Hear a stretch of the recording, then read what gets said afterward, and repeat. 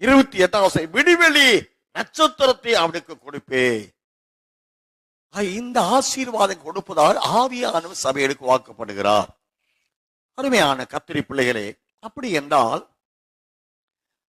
ஆண்டவர் பிறப்பும் இந்த அருணோதயமும் உதிக்கிறவர்களை ஆயத்தப்படுத்துவதற்காக பிறந்தார் நற்செய்தியாய்.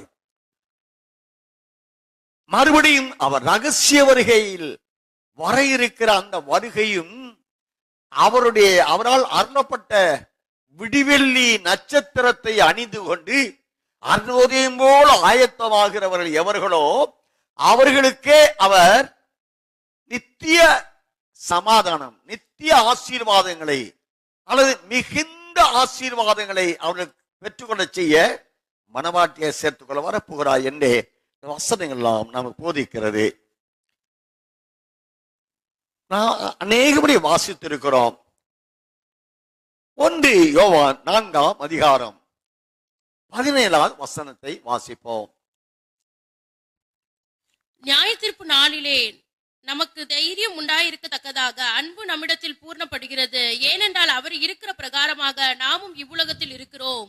அவர் என்றால் அவர் இருக்கிற பிரகாரமாக நாம் இவ்வுலகத்தில் இருக்கிறோம். அப்படின்னா அப்போஸ்தலர் கலாத்தியர் 6ஆம் அதிகாரத்தில் நாம் வாசிக்கிறோம். கடைசி வசனம், அவருடைய அச்சடையாளங்களை நம்முடைய சரீரத்தில் அணிந்திருக்கிறோம். எபேசியர் 4:24 வாசித்திருக்கிறோம். கொலோசியர் 3:10 வாசித்திருக்கிறோம்.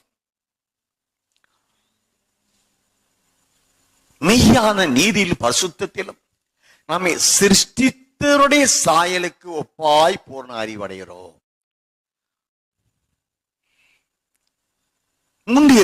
பிலிப்பியர் 3:21 இந்த அற்பமான சரீரத்தின் கிரியைகளை கலைந்து